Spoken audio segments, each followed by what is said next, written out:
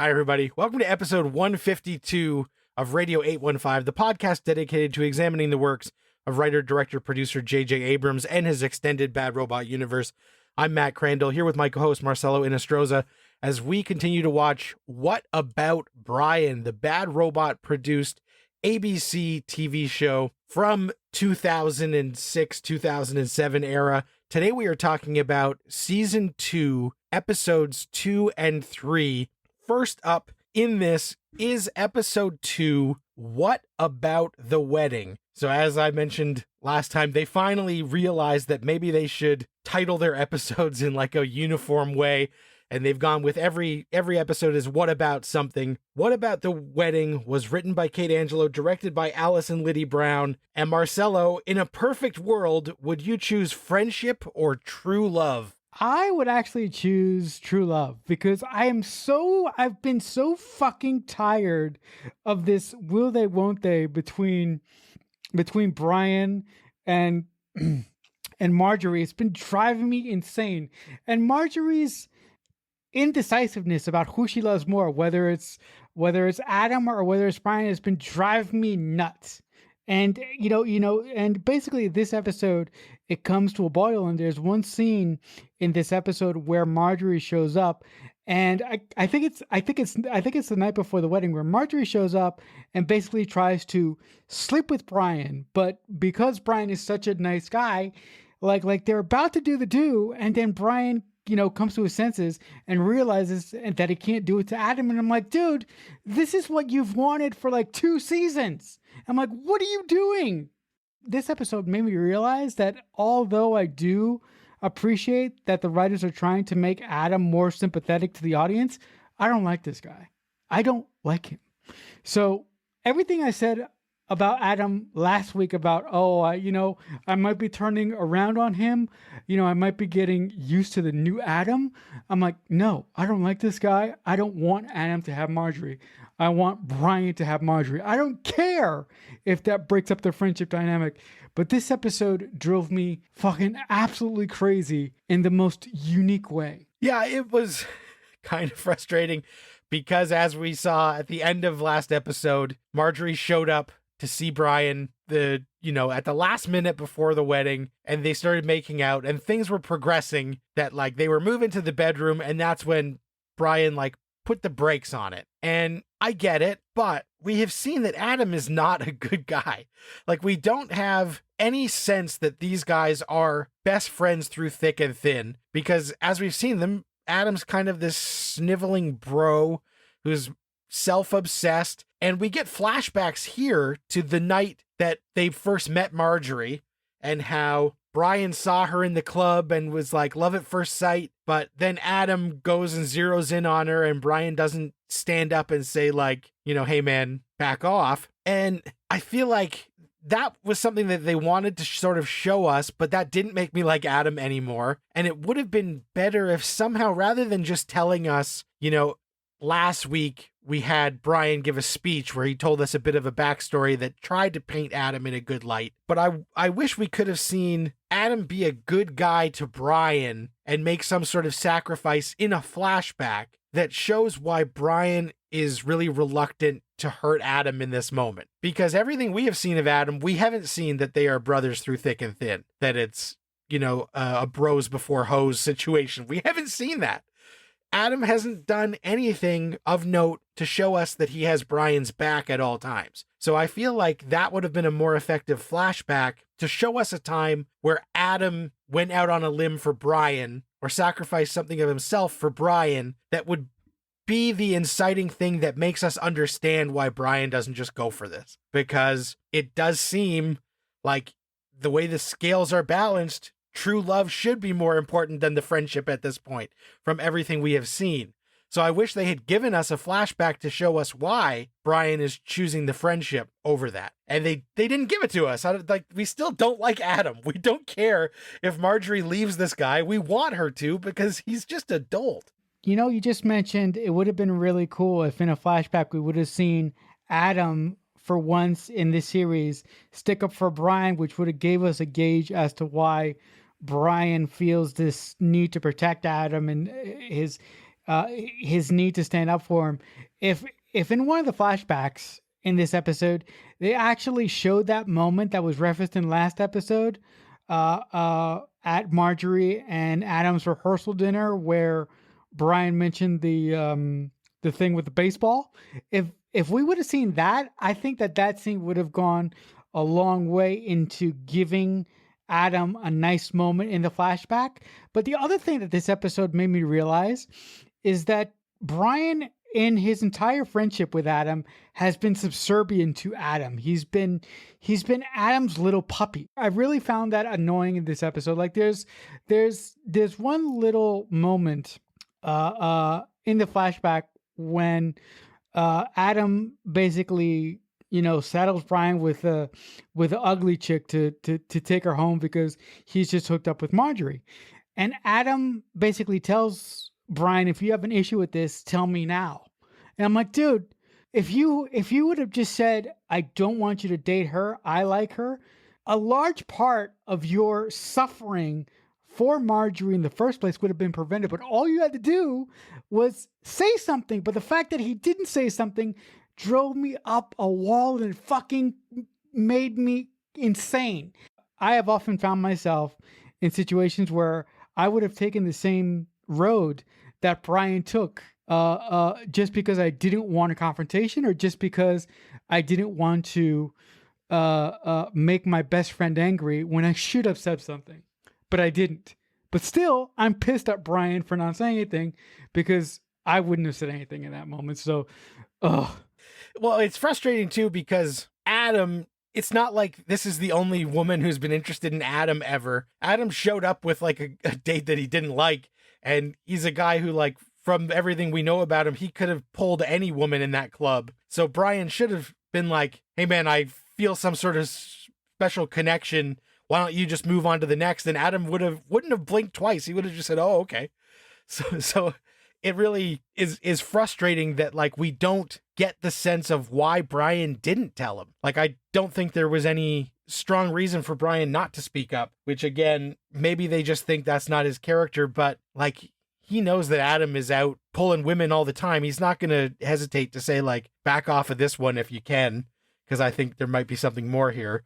But that's kind of the mechanics of the way they've written this show and where we are at present. We also have, so, they're getting ready for the wedding as this incident happened. And Adam is still wrestling with the fact that he found out that Brien kissed Marjorie months ago, not knowing that the night before it happened again.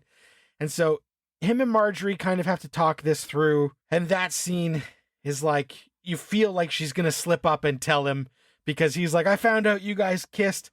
And luckily she kind of is like, he's like, when was this? And she's like, a while ago. And luckily she doesn't say, like, it was 12 hours ago. Why are you asking me about this?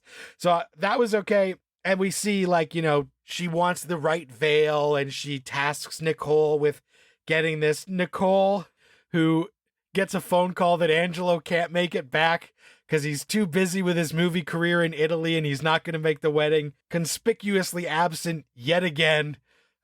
So I have hinted that, as they retool, a few characters might not stay on the show for very long. And that phone call, like, I hope nobody was too attached to Angelo in season 1, because I don't know if he is ever coming back. What do you think when they're trying to give Nicole a purpose and they're trying to come up with these excuses for Angelo not showing up to the big day? When it comes to Nicole's storyline, I've said it previously, I felt that everything they set up with Nicole and Angelo in season 1, despite me not liking them, despite me comparing them to a couple who got lost on an island one time, I really thought that the creator of the show built a strong base for her to play with in season 2. But the fact, season 1, excuse me, but the fact that their storyline got put on ice in season 2, because, like Matt said, they wanted to retool the show, and I felt that they felt that they had to jettison a character that they didn't really like, or they felt wasn't really working. I feel that that's kind of avoidance, but I also have an idea in my head that the reason why Angelo is absent from a story perspective is because Nicole told him that she was taking these pregnancy shots, and after Nicole told him that, he wasn't able to deal, so he ran away because in some aspects, the fact that Nicole lied to him sort of showed him that their marriage wasn't in the place where he thought it was. So he sort of went away to process. And I don't think he's going to come back. As a matter of fact, he may never come back. He may never come back. And so, yeah, we're kind of stringing this along because obviously this actor is MIA for these first episodes. And I really don't care that much about Nicole. Even her and Brien don't get a lot of great scenes together. And they kind of just give her like a task to run to explain why she's not in the big emotional scenes. I feel that I should point something out. They are Brien and Nicole are brother and sister, right? And since we've been watching the show for however long now, I feel like they should have more scenes together. But I feel like they never have any scenes together. Nicole is always with the girls, and Brian's with the guys. Why don't like I feel that the writers should have created a more sisterly bond between Brien and Nicole, being that they are brother and sister. I'm like, it's right there, guys. Why didn't they take it? Yeah, I don't know why they didn't take it, because only like twice have we had scenes where they kind of get together to have like their heart to hearts, but I feel like that's a device they thought they were going to lean on more, and they just haven't found a way to do it. So it's frustrating. It's frustrating because her character just feels useless at this point, and even the additional of more characters this season with Jimmy and his wife, you're like, yeah, Nicole just can fade out. We never have to worry about it. As the wedding stuff is going on, we get Dave and Dina cleaning up after almost burning their house down in a moment of passion. And Dave is trying to rekindle something. Like, he feels like maybe they can move forward. And he suggests to her, like, maybe tonight. And she's like, no, not again. Like, we aren't doing this. And like throughout the episode, we see him trying to get closer to her, but their division is still there. They're not on the same page. He wants to get physical again. And she's like, well, we got the girls. And he's like, well, we can find time. She's like, I got a headache. Like, I don't want to do this. So it's frustrating knowing that, we saw them at therapy and not really following through on therapy in a good way last week. And then now they're trying to get something going, but these two are just on different pages and things are not going great for them at this point. What are you thinking about them trying to, it seemed like last week that maybe by the end they were going to try and rekindle their relationship somehow, but that's kind of been stamped out by the end of this one. Yeah, I was really hopeful that Dave and Dina were going to get their shit together because, as Matt said, by the looks of it, last week they were on their way to finding a point of connection again, and in this episode, it seems like they're back at station one, and they're trying to really come together and try to come to an agreement of how their marriage is going to move forward. But to me, Dina seems to be the one that wants to keep Dave at a arm's length, and I don't understand why. Because if she keeps Dave at an arm's length, that's going to cause Dave to do something that she's not expecting, or to do something that's going to make a bigger wedge in between the both of them. And at this point, I think that they're headed for divorce. Look, I have nothing to back that up, but I'm smelling it now. Because I'm like, Dave deserves to be happy. And it feels like to me that Dave is really trying here, but for some reason, Dina is like holding him at an arm's length he's like a dog on a stick chasing a bone. And I'm like, you don't need this. Go and be with somebody who really appreciates you for who you are. I understand that I sound like a villain right now because Dave and Dina have two beautiful girls that are really cute but annoying. But at some point, you have to go to the partner that makes you happiest. like, am I crazy right now? Because last week I was all about Dave and Dina, but this week I'm like, Dave, just go, because it's not going anywhere. It's not going good, and certainly when we talk about the next episode, it goes from not good to worse. But the big final beats of this are the wedding is about to happen, and Brien, after shooting Marjorie down the night before, starts to realize, like, what the fuck was I thinking? I had her on my bed and I told her to go home. Like, I'm an idiot. Adam's not that good a friend. Fuck that guy. I should probably go for this, right? And so there is a funny scene where he comes out and he says to his neighbor, I need your car. And the guy is a well-known character actor, Jonathan Slavin, from one of my favorite comedies that got canceled too soon, Better Off Ted. And he shows up and he's like, I don't know who you are. I'm not going to give you my car. And Brian's like, look, I'm sick of being a doormat. I don't want to be walked all over. Just give me your fucking car. I got to go do something. And the guy goes, well, aren't I being a doormat if I give you my car? And Brian's like, just give me the keys, asshole. And he takes this guy's car and he drives off. And the guy's like, I got all my groceries in there. I'm having a dinner party. And poor guy's night is ruined because Brien is deciding to be selfish for once. And he races to the church and he gets there. And luckily it's not a like speak now moment. It's Marjorie is outside the church waiting for her cue. And Brien comes and he's like, I was stupid. We got to do this. And it's not the moment that he expects because Marjorie is like, "This you missed it, dude. Like, I'm about to get married. You're too late." And of course he's too late. Like, she's literally wearing the wedding dress and you had every opportunity to have done this earlier where it's not going to be as bad. And they have their talk and it seems like he's too late and she's going to marry Adam. And so he goes into the church looking like a bum. Like, if somebody showed up at my wedding looking like they hadn't showered in 3 days and just rolled out of bed, I'd be like, hey man, can you step the fuck out of here because you are not welcome? And he watches as then, of course, here comes the bride cues and Marjorie doesn't enter and everybody's like, the fuck? And we find out that after Brien had this talk with her, Marjorie bolted. Runaway bride situation. What are you thinking as Brien finally steps up, but it's too late?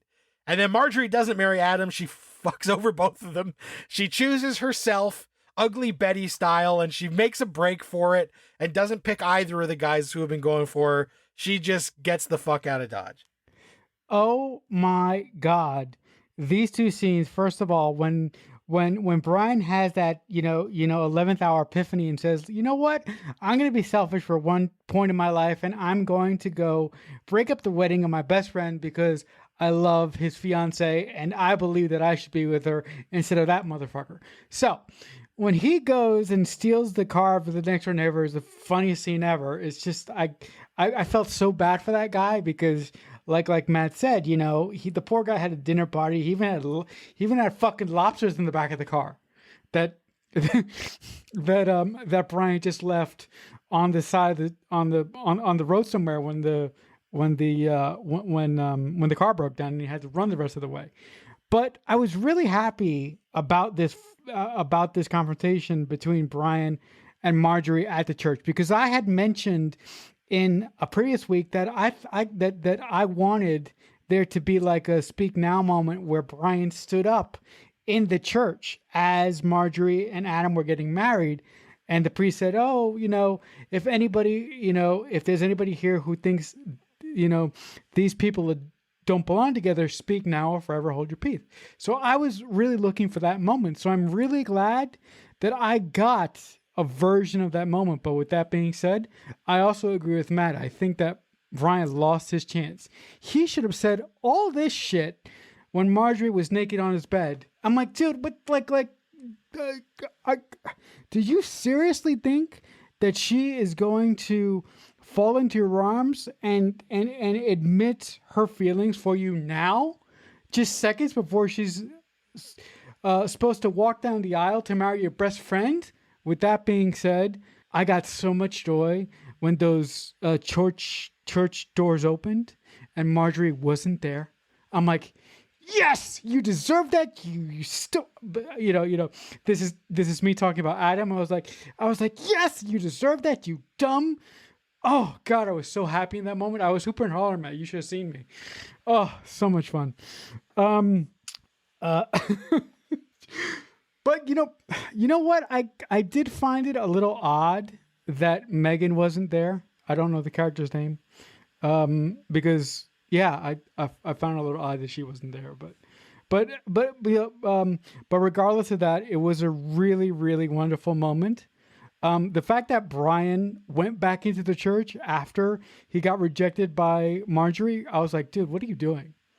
I would have just left. And you're right. If somebody shows up to my wedding looking like Brien did in fucking hobo, I'm like, I would have kicked his ass out. What the fuck is he doing there?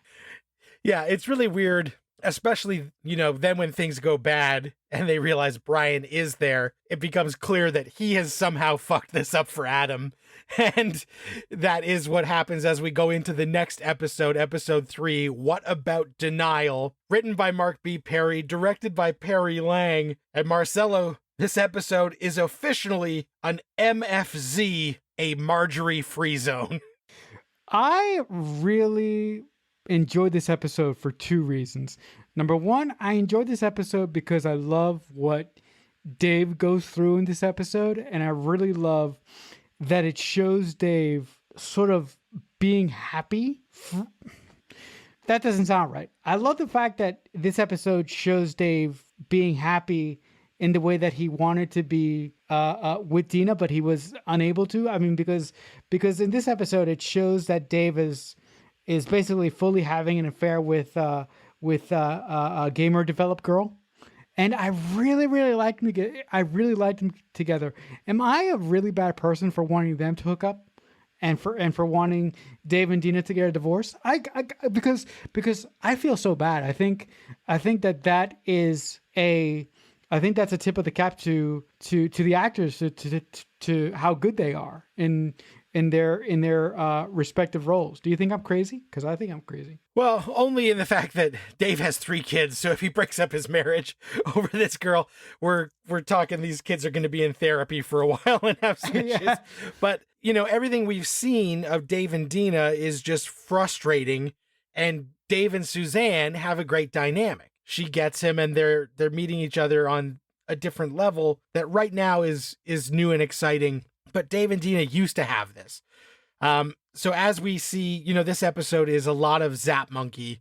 They've got their big game getting ready to launch, and the game is the impetus for having to get Adam to help with the contracts, to bring Adam in, even though him and Brien are not talking to each other.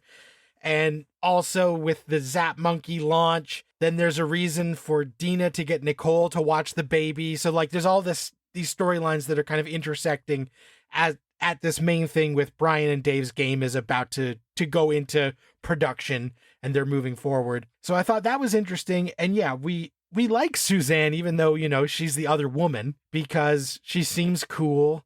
She's a beautiful lady who is interested in the same things Dave is. And so we kind of want that. That being said, the self-own by Dave by the end of this episode is so fucking infuriating that it drives me crazy, because if somebody doesn't sign a card when you get a gift and you think it's from someone, maybe you should just ask them. Maybe you should just talk to them before you fucking out yourself to your wife because you're an idiot.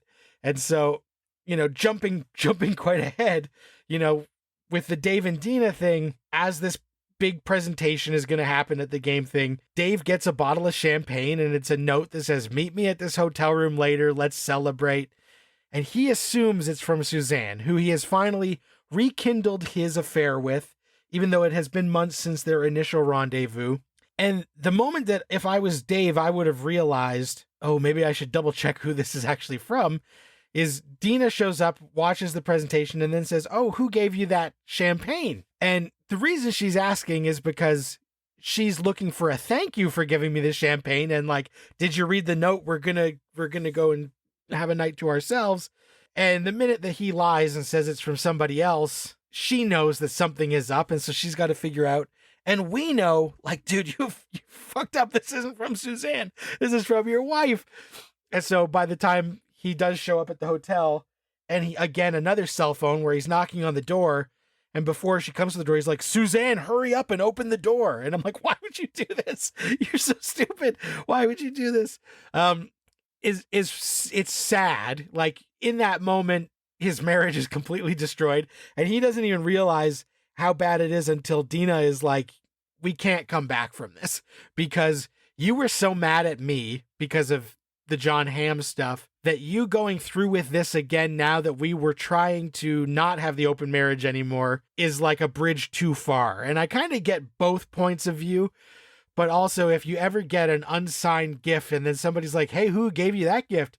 You should go, oh, I don't know, you tell me. And then like open the door for them to at least let you know that it was from them. So what did you think the whole Dave and Dina escalating to him being caught and realizing that now this isn't the agreement of the open marriage, and Dina basically saying, enjoy the hotel room tonight because you're moving out of our fucking house tomorrow because we're done, you idiot. I really, really, really like the fact that Dave is such a idiot with the whole bottle of wine thing. Him thinking that it's from Gamer Girl really, really, really drove me up a goddamn wall because it's obvious that it's from Dina. But the fact that he takes the bottle of wine, he reads the card, and he thinks it's from Gamer Girl when in fact it's from Dina. And when he goes to the hotel and he knocks on the door and he says, basically he's calling out Gamer Girl's name, and I'm like, dude, what are you doing? That's obviously from your wife. So I listen. I know that I've been saying for most of this episode, I think it's a good idea for Dave and Dina to split at this point. But on another angle or on the other hand, I do feel bad for them because I do like them as people, but the fact that they really can't heal from the other's mistakes really, really, really make me concerned, because I'm like, if they can't figure out a way to forgive each other and heal, like, these two people should not be together, because if they try to be together with all this distrust in between the two of them, it's not going to be good for the kids, and it's not going to be good for them either. So at this point, I'm like, okay, Dave is going to be out. Dave is out on his ass at this point, and I'm wondering if the writers are going to show him trying to fix this marriage that is obviously unfixable at this point. And I wonder if they're going to show the divorce process in between Dina and Dave. I think that will be interesting. Yeah, it could be interesting. And it's funny, everything you were saying about Dave and Dina's relationship and, the blame and not being on the same page could all be applied to Adam and Brien in this episode, where the friends are trying to bring them back together to sort of find a way for them to come to peace. And obviously, Adam is still pissed at Brien for what happened. Brien is still pissed at everything that went down. And the friends are saying, like, look, as much as you don't want to see it, yes, it was maybe a dick move of Brien to do what he did, but if Marjorie left, then the marriage probably wasn't going to work out anyway. So maybe Brien kind of did you a favor. Like, maybe he saved you heartache later. And they get together at like Dave and Dina's, and Jimmy and his wife are there, and they're trying to get Adam to like give Brien a chance, and he's hanging out outside, and he's like, I don't want to do this. And finally they decide they'll try and let bygones be bygones, and they're playing a video game.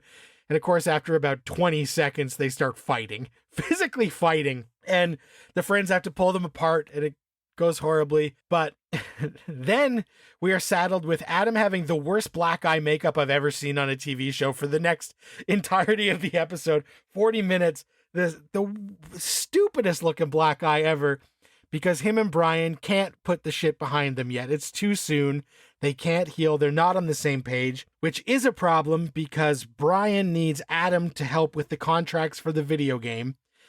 And Dave tries to do a Parent Trap thing where they're going to meet each other at this basketball game or whatever it is and put everything behind them, and it doesn't work. And even then, Adam is fucking up at work, and Jimmy is like, hey, dickhead, I know you're mad at Brien, but like, you're fucking with my career now because your head's not in the game, and you need to straighten out your shit because, yeah, you had your heart broken, but you can't let this be the end of you. You're going to have to learn to move on because she's not coming back and you can't undo all the things that were done.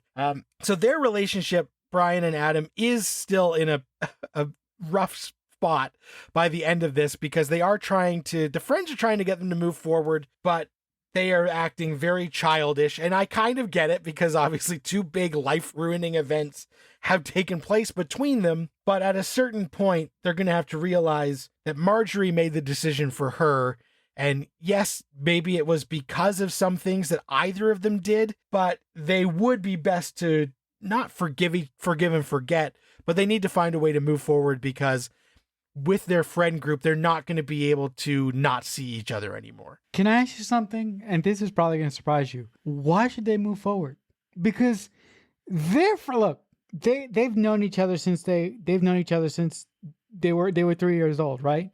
But I said earlier on in this episode that Brien has always been the one that is subservient to Adam, right? And I'm like, why would you want to be friends with somebody who you're subservient to? Why would you want to be friends with somebody who's such a fucking dick? He's such a dick. So listen, while I appreciate everybody trying to mend the fences in between Brien and Adam in this episode, I'm like, okay, guys, that's all well and good, and I appreciate where I appreciate where you're coming from, and I appreciate what the writer of this episode is trying to tell us, that friendship is more important than Marjorie. But I'm like, Marjorie is more important than their friendship because their friendship fucking sucks. So they should have taken Marjorie over their friendship. So I listen. I don't think 2 episodes of this show has made me do a 180 more than these 2 episodes have. Because I'm like, why don't you? Because as I was watching these 2 episodes, I'm like, okay, blow everything up between Dave and Dina, because that's not obviously working, and blow everything up between Adam and Brien because that shit is unfixable, and Adam is an asshole. So find a way to remove him and bring in somebody else. Because I'm like, this friendship to me is not worth fixing, because the Marjorie thing is still going to be hanging over their heads.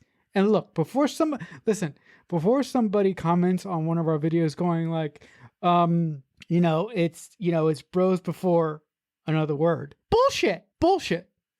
Am I crazy, Matt? Because I really think I'm crazy. Well, you're not crazy. It's just that, like I said, talking about the last episode, the show hasn't done the work. So if they had shown us in the first season how close Brien and Adam were, and if we saw that they had the best like brothers friendship that there is, then we would want them to get back together here, and we wouldn't let this woman tear them apart. And especially now that, like I said, Marjorie has chosen neither of them. So it's not like she is there to be one. She's gone. So they want us to feel like, oh, they have to mend this friendship because it's so important, but they haven't ever shown us that. And one story about a baseball is not going to do it. We needed to see these guys have a great friendship earlier. That should have been all of season 1. If Adam was super likable, then we would be hating that this was happening. So it's kind of like, what they wanted was like to cite an old movie that does something sort of similar.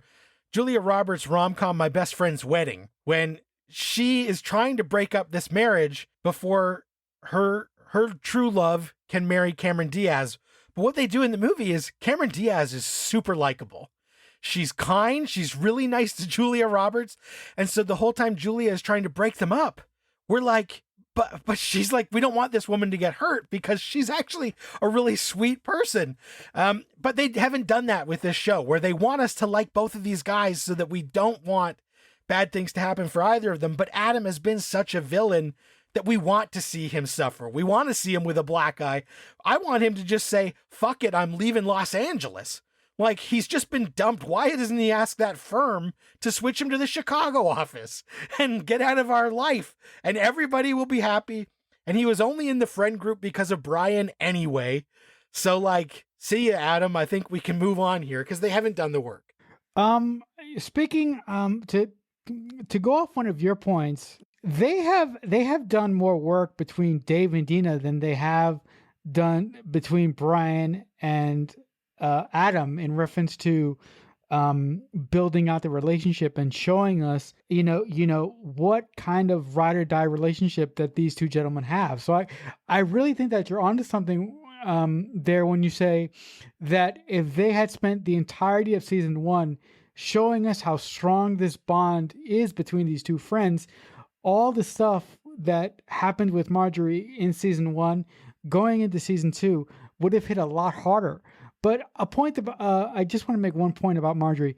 Marjorie seems to be an individual that for some reason can't choose. She's like, she's like that person who's in that superstore that loves everything in the store but doesn't know what to buy.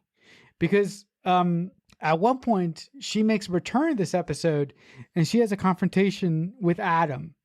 And she says something to the effect of, I wish I could split you into two guys. I wish I could have half of you and half of Brien. And I'm like, girl, make a choice and choose the good guy. Don't choose the asshole. What's wrong with you? I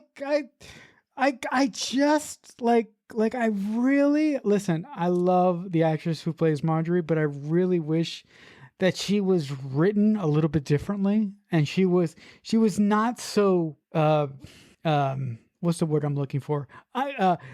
Indecisive with her heart. But a lot of people are like that in their 30s. Yeah, people waver and second guess their stuff all the time, and we'll have to see how Adam and Brien deal with this going forward. The other big things of this episode, obviously, it ends with the Dave and Dina crescendo, but just before we get there, Nicole takes care of a baby and sucks at taking care of a baby, and so the fact that she's pregnant is going to be difficult. And Dina really offends her when she's like, oh, you're not a baby person, and Nicole's like, how dare you say that? But everything we've seen, she is not a baby person, and some people are and some people aren't, and it doesn't mean that she's going to be a bad mother, but it means she's got a lot of work to do between now and when the baby gets here. Then the other thing is this Zap Monkey internet video that they're about to do with one of the Spy Kids. The dude from Spy Kids is like a YouTuber who reviews video games, and he shits on the game. He says the game is a piece of crap. And Dave and Brien are assholes in the interview. And they're like, this kid was rude to us. And I'm like, I don't know, man. The kid had some good points. And I'm starting to wonder if this game that they've been working so hard on is any good, because it sounds like it's awful, and all the things that they have been putting in, dirt bikes and dragons and swords, does sound like too much bullshit for a video game. So I thought it was funny that we're supposed to think what an asshole kid, but Dave and Brien were actually complete assholes to that kid in the interview, and it sounds like their game is going to tank, and this is not going to be a great thing for Dave and Brien.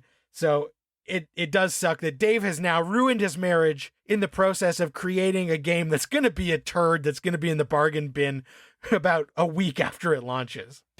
Yeah, when it comes to the way that Brien and Dave acted towards that YouTuber kid who was interviewing them about their brand new game launch, I was like, guys, even if the person who is interviewing you is being a little bit of a dick, you have a responsibility as a professional to keep it together for as long as you have to. And then if you want, you can jump out of your chair and choke the interviewer out for being such an asshole.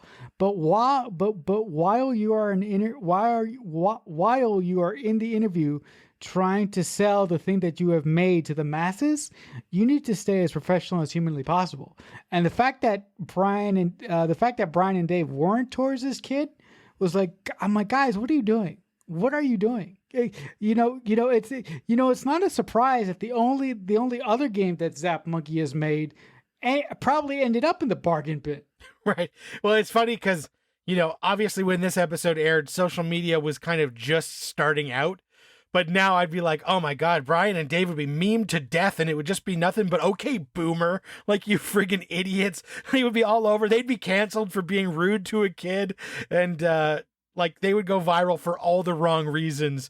And it's funny watching it where they're like, can you believe the nerve of this kid? And I'm like, that's every interview now with a YouTuber where they try and get you in some gotcha thing. And if your game is out of date and lame, like they are not going to hide that. So I thought it's funny looking at it now, but that is basically the gist of the episode, is that by the end of this, the place we stop is Brien and Adam still not friends. Dave and Dina maybe no longer married because of everything that has gone down. Can I just ask you one thing before we wrap up this episode? What did you think about the scene where Adam, basically was going to get into a fight with those two idiots playing pool at the bar that Megan runs with her husband? Because I'm like, isn't Megan's husband, and I'm sorry, I don't remember the guy's name. I'm bad with names. You guys know that. Isn't the husband guy supposed to be like the new person in the friend group? Shouldn't he be nicer to Adam? Although I do acknowledge that Adam is a dick, but he seems like a poor substitute for Brien. But I really love the fact that Megan, again, I don't know her name, Megan called the cops. and it was Megan's idea for Brien and Adam to sort their shit out in the drunk tank overnight. So just really quickly, what did you think of that stuff? Yeah, I thought it was fine. I kind of get why, I like seeing she's like a take no shit kind of person, and Jimmy is realizing that, like, if you're going to start shit in that would maybe jeopardize my wife's job and her livelihood, then I'm going to step up and take my wife's side over your side. So I actually thought that made me like him a little bit more too, where he's like, I'm not going to stand by and let this idiot do idiot shit that might ruin my wife's reputation.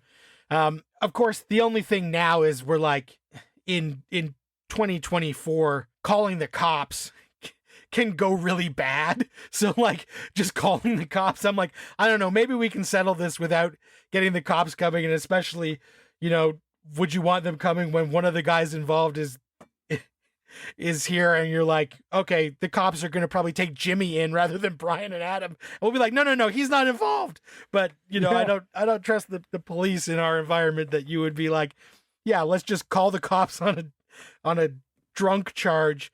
But I think for the show, it was a nice thing to say, like, these guys, we got to do anything to get them to either stop being in the same environment or like cut it off totally, or find the way to move on. We can't keep doing what they're doing because it'll just go in endless circles of these guys hating each other and showing up at the same events. And like I said, I just want Adam to get like transferred out of the city.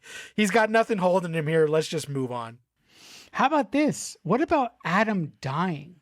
I would be fine. With that. And that would be a way to maybe get Marjorie to come back and be like, oh, there you go. Go to the funeral and then see how things are going. But I don't think they are going to do that anytime soon. But somebody else might be biting it very shortly. You'll have to tune in next week as we talk about episodes 4 and 5 of the second season of What About Brien. If you guys enjoy the show, please let us know by like, follow, subscribe, leave a comment. You can hit us up on X at JJUniverse815. You can email us at jjuniverse@aol.com. That's right. You got it. You can listen to episodes wherever you get podcasts or on YouTube. If you just want to listen to the videos on YouTube, Radio 815, you can search for that on YouTube. If you want to get in touch with me, nope, can't do it. But if you want to log some movies, I am on Letterboxd at MDC3000, where I am logging everything I'm watching. Marcelo, you still welcome some social media interaction. Where can the people get in touch with you? I do. If you want to get in touch with me and talk about our wonderful show here, or talk about What About Brien, you can reach me on X or Twitter or whatever they call it these days. I'm at CreekFanatic88. I also have a thing similar to Letterboxd, but my thing is called TV Time, where you can just search me there. I'm at CreekFanatic88, and we can log movies or TV shows together. Sounds good. So that'll do it for this episode. Thanks so much for listening. Until next time, Radio 815 over and out. Radio 815 is a Balloonhead Productions presentation. in association with Killer Newt Productions.